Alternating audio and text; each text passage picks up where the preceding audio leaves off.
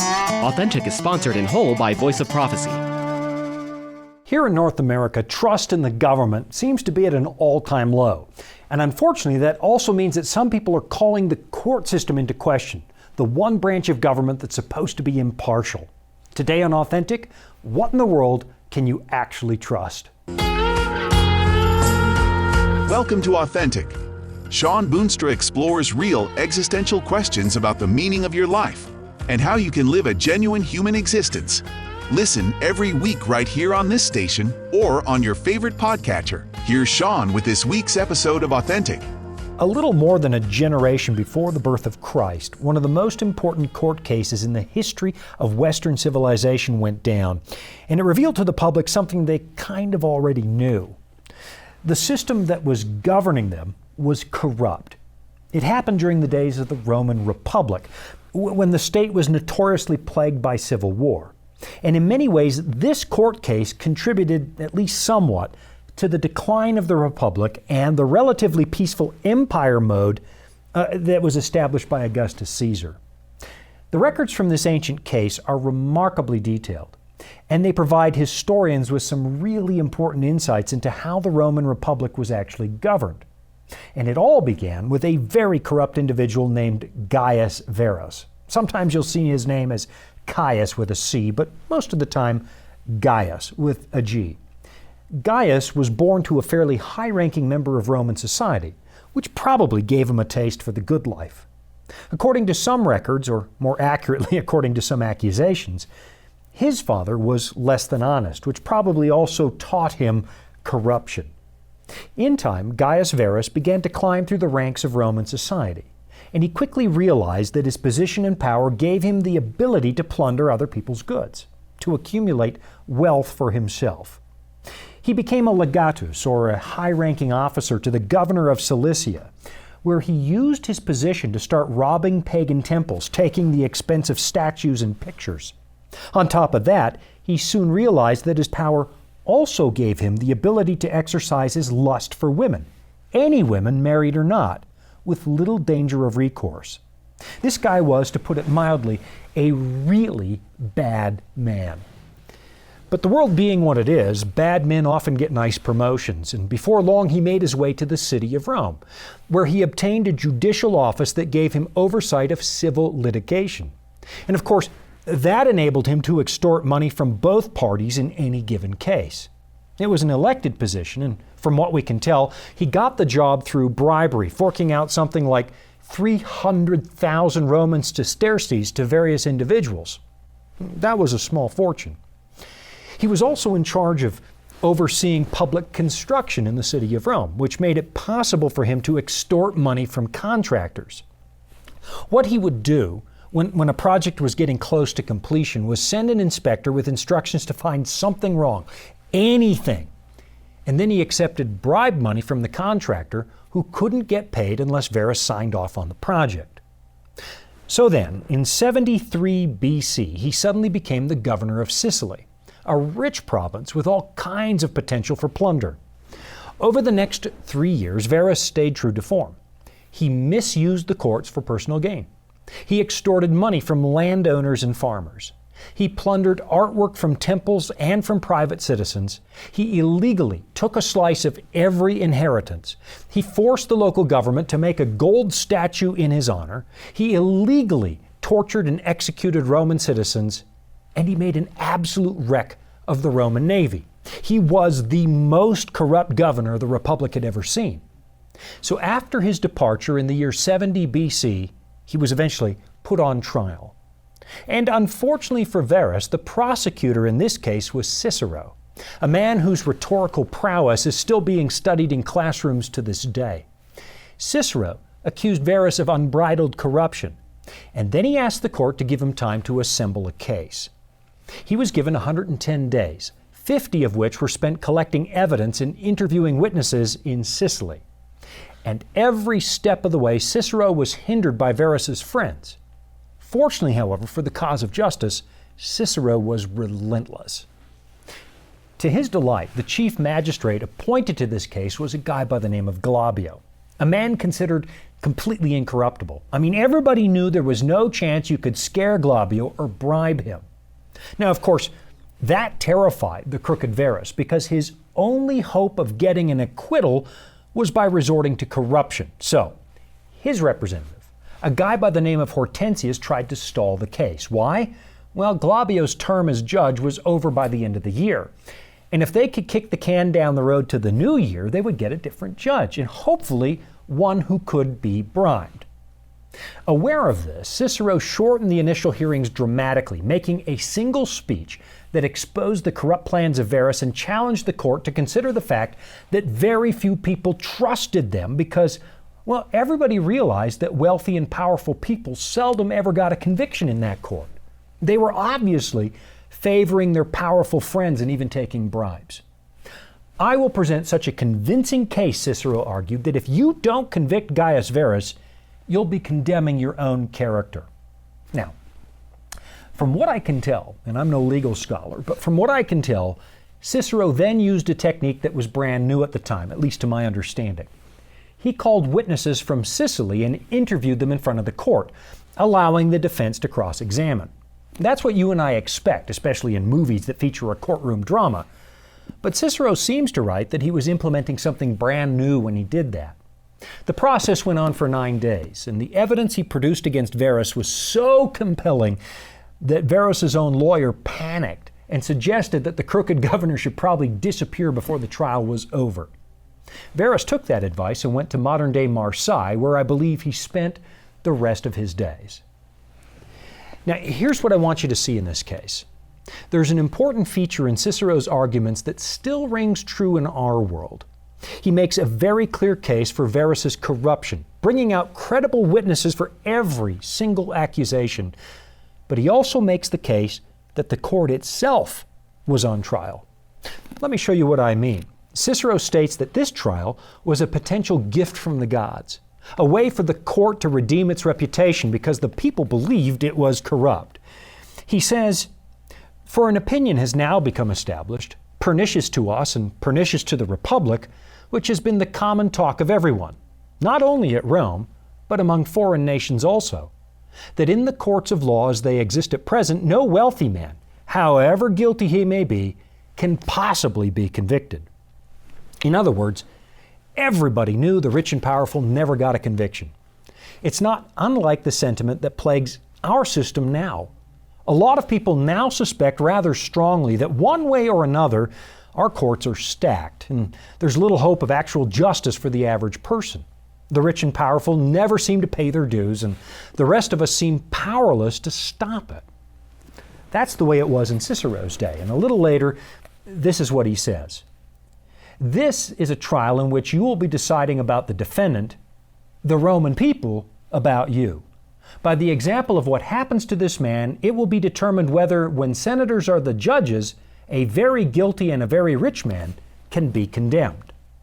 So in other words, there are two trials taking place at the same time. On the one hand, they will be considering the case of the crooked governor. But on the other hand, the people will be judging them. "I hope," says Cicero, "that the only wickedness found in these proceedings will be those of the defendant." But now he says, "Men are on the watchtowers. They observe how every one of you behaves himself in respecting religion and in preserving the laws." You can see this was not an ordinary trial. Gaius Verus was really a proxy for the whole Roman system, which means that the Republic itself was on trial. Would the judges be as corrupt as people thought? Or would this be a real trial, a real display of justice? And that is still one of the most important questions in the world, so I'll be right back after this to explore it just a little bit more. Life can throw a lot at us. Sometimes we don't have all the answers. But that's where the Bible comes in. It's our guide to a more fulfilling life. Here at the Voice of Prophecy, we've created the Discover Bible Guides to be your guide to the Bible. They're designed to be simple, easy to use, and provide answers to many of life's toughest questions. And they're absolutely free. Sign up at BibleStudies.com today and start your journey of discovery. This is Authentic with Shawn Boonstra and the Voice of Prophecy. The case against Gaius Verus was so obvious, so compelling, that even the most corrupt judges wouldn't dare rule in his favor. By acquitting such an obvious criminal, they'd be condemning themselves. And Cicero had made it obvious that this time public trust was on the line. The condemned man ran away. He hid in the hinterlands, and in 43 BC, Mark Antony went after him to get the artwork he had stolen. Verus refused to give it back, and so, from what I can tell, he was summarily executed.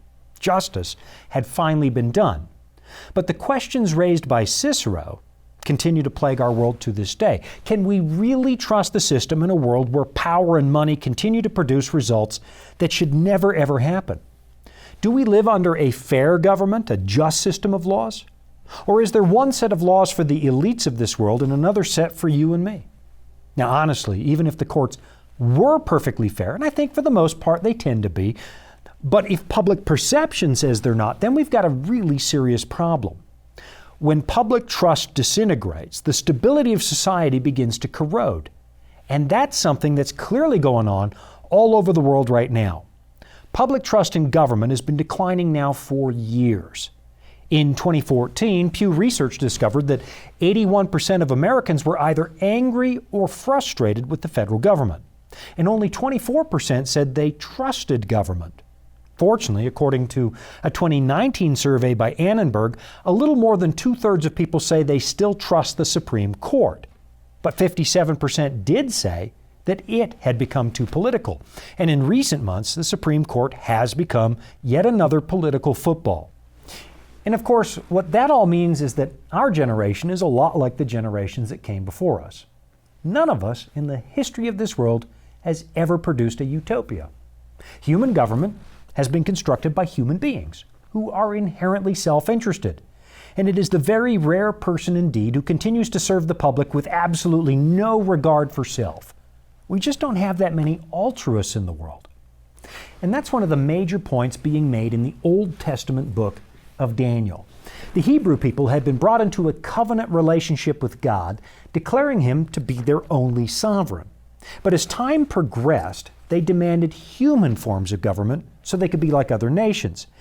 And then they became plagued by the same corruption that goes with human government. So in the end, as the Hebrews persisted in this political rebellion against God, God just released them to their wishes. He allowed them to go and live in a world that was run by Gentile kings, which is one of the big points in Daniel chapter 7, where the prophet sees a series of strange-looking animals coming up out of the sea and walking up on the land.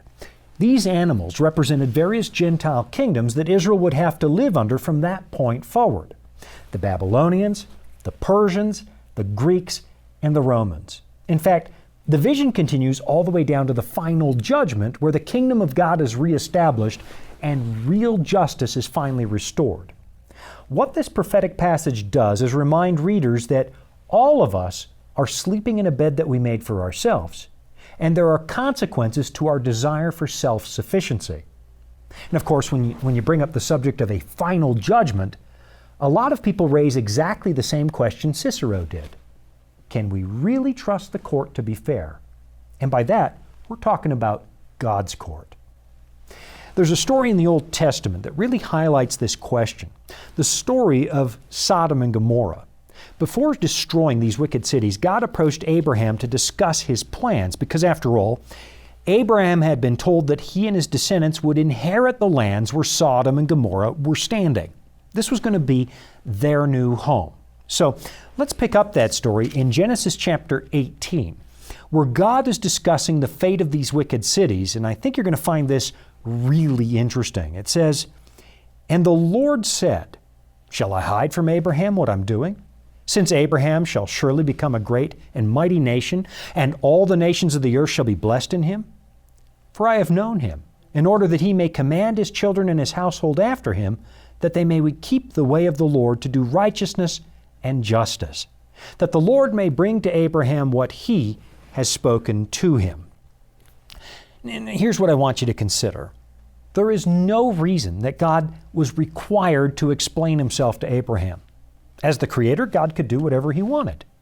But He chose to disclose His plans to a mere human being in spite of that. I mean, Abraham was a person who couldn't possibly hope to see the situation from God's perspective, but in spite of that, God brought him into the loop. I'm not going to hide what I'm going to do from Abraham, God says. The story continues down in verse 20. And the Lord said, because the outcry against Sodom and Gomorrah is great, and because their sin is very grave, I will go down now and see whether they have done altogether according to the outcry against it that has come to me. And if not, I will know. In other words, the behavior of these two cities was so outrageous at this point that they'd become notorious, even in the courts of heaven. And there was just no escaping the fact that something had to be done. Verse 23. And Abraham came near and said, would you also destroy the righteous with the wicked? Suppose there were 50 righteous within the city.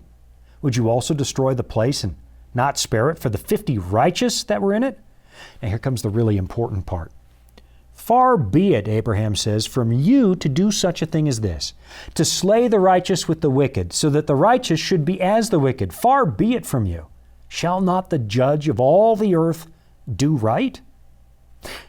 This is the part of the story that reminded me of Cicero and the case against Gaius Verus. Cicero reminded the court that it wasn't just a criminal being tried, the system itself was on trial. And Abraham basically says the same thing. Lord, if you do the wrong thing here, your reputation as a righteous judge is going to be ruined. Shall not the judge of all the earth do right? Now, what's interesting about this is that the dialogue you find in this chapter spends more time judging God than it does Sodom and Gomorrah.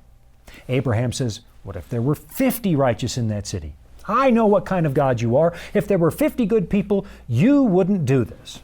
And then God says, well, Abraham, you're right. I wouldn't. But there aren't 50 righteous people.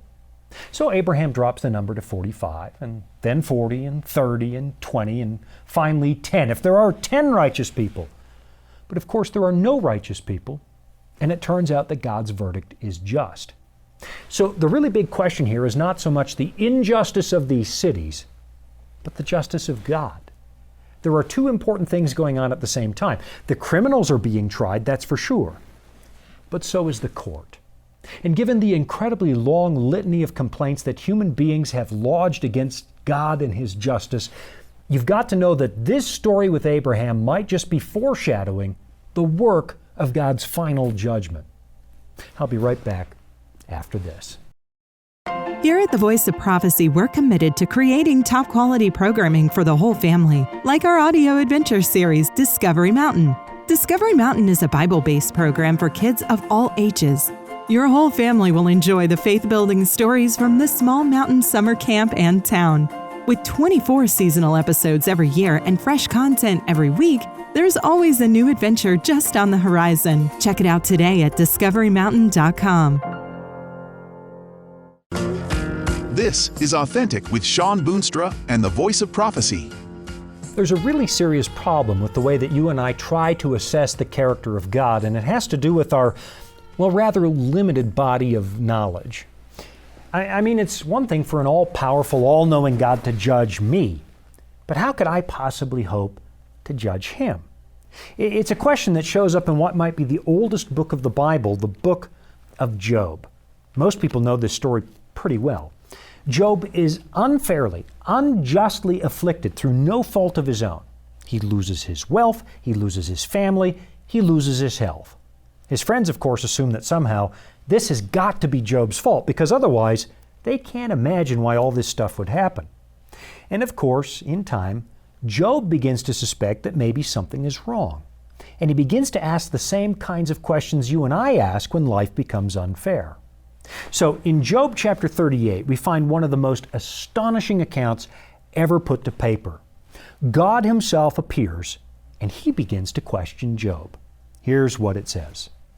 Then the Lord answered Job out of the whirlwind and said, Who is this who darkens counsel by words without knowledge? Now prepare yourself like a man. I will question you, and you shall answer me. Where were you when I laid the foundations of the earth? Tell me if you have understanding. And then the questioning goes on for several pages, and I would probably, if I was Job, I would probably wither under this kind of questioning, because God obviously has a big point here. You and I just don't know very much.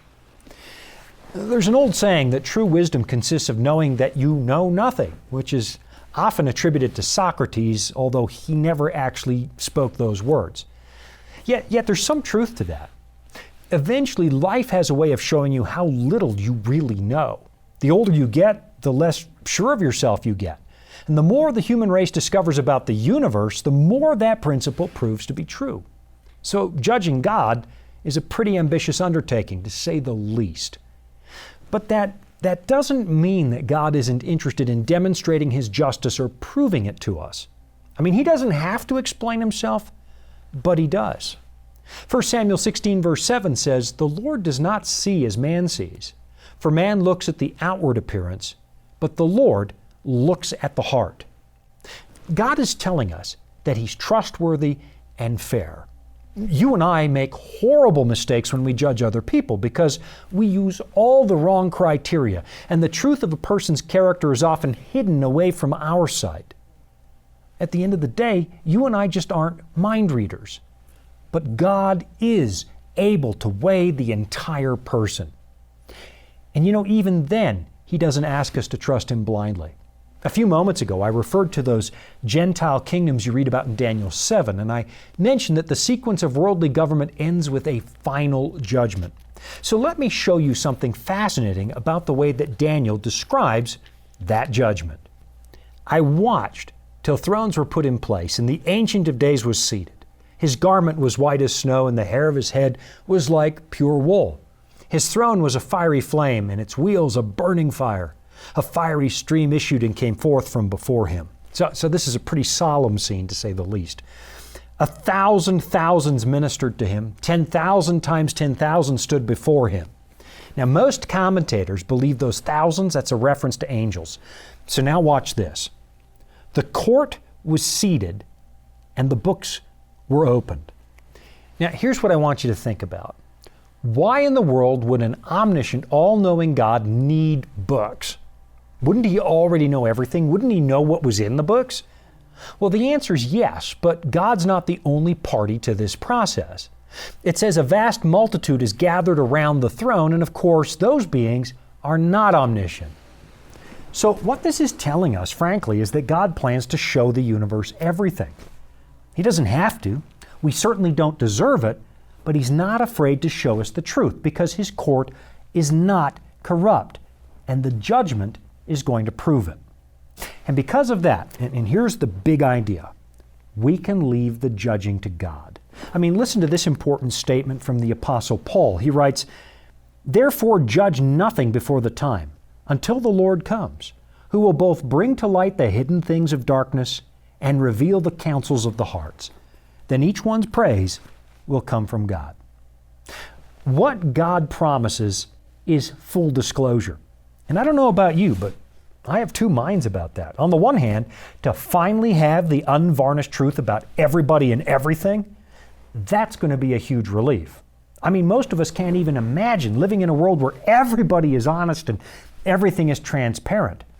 Every election cycle, we hear more and more promises that somebody is going to form, quote, "the most transparent government in history." But you know full well it never happens. So on the one hand, yeah, bring it on. Give me the unvarnished truth about absolutely everything. But of course, that would also mean the unvarnished truth about me. And I have to suppose, if there's going to be full disclosure, that the future will be kinder to people who choose to live honestly. Now, of course, living honestly is a really tall order in a crooked world because the right thing is almost never the easy thing. Jesus once said, "Let your yes be yes and your no, no. For whatever is more than these is from the evil one." He was telling us that honesty matters, transparency matters, and dishonesty is going to be exposed. In fact, those who have been profiting by their dishonesty, Jesus said, "Therefore, whatever you have spoken in the dark will be heard in the light, and what you have spoken in the ear in inner rooms will be proclaimed on the housetops." All right, time for one last break. I'll be right back after this. Dragons, beasts, cryptic statues. If you've ever read Daniel or Revelation and come away scratching your head, you're not alone. Voice of Prophecy's free Focus on Prophecy guides are designed to help you unlock the prophetic mysteries of the Bible and deepen your understanding of God's plan for you and the world around you. You can study online or request them by mail. Visit BibleStudies.com and start bringing prophecy into focus today. Welcome back. It's Authentic with Shawn Boonstra and the Voice of Prophecy. Let your yes be yes and your no be no. It's not unlike the advice that Cicero gave the judges right before he exposed the corruption of Gaius Verus. He knew full well that Verus had been trying to bribe these judges, and so he told them this, quote, "I promise the Roman people that this shall be the most honorable and the fairest employment of my aedileship." That was the public office Cicero had. I forewarn, I give notice beforehand to those men who are wont either to put money down, to undertake for others, to receive money, or to promise money, or to act as agents in bribery, as go-betweens in corrupting the seat of judgment, and who have promised their influence or their impudence in aid of such a business in this trial, to keep their hands and inclinations from this nefarious wickedness. In other words, the case against Verus was going to be so compelling that anybody found defending this man was going to look pretty wicked himself. It would be obvious to everybody that he'd allowed himself to be unduly influenced. And that's why this is one of the most important trials in history. It was not just a matter of one wicked man. There were plenty of wicked people in the halls of power. But Gaius Verus was exceptional for one reason. He became a type, a symbol of the entire system, which everybody knew was crooked. And on this one occasion, Cicero argued the court had a chance to redeem itself. He continued, "For an opinion has now become established, pernicious to us and pernicious to the Republic, which has been the common talk of everyone, not only at Rome, but among foreign nations also, that in the courts of law as they exist at present, no wealthy man, however guilty he may be, can possibly be convicted. Would the court be just, or would it be corrupt?" And so it goes with the government of God. Everybody knows something is wrong with this world. We can see the corruption, the abuse of power, the senseless suffering, and we wonder, doesn't God see all this? And if He does, why doesn't He do something? The temptation is to get cynical, to mistrust God, to assume He's also self-interested and willing to abuse His power. Why should we trust the ultimate judge? I'll tell you why. It's because He didn't isolate Himself from our pain. He became one of us. He lived here. He knows what this world is like, and then He laid His life on the line to save you. And then before it's all over, He says He's going to open the books and show you nothing because He's got nothing to hide. And after that, it says in the book of Revelation, He reaches out and wipes away your tears with His own hand. He stacked everything in your favor. That's why you can trust Him. If you haven't been reading this book, maybe it's time to have a look and see what else God has already shown us in the pages. Thanks for joining me today. I'm Shawn Boonstra, and this has been another episode of Authentic. You've been listening to Authentic, sponsored by Voice of Prophecy. Remember, you can listen every week right here at the same time. And thank you. Authentic is funded by listeners just like you. You can support at voiceofprophecy.com. That's also where you can find all the episodes you missed, or where you can listen again. That's voiceofprophecy.com.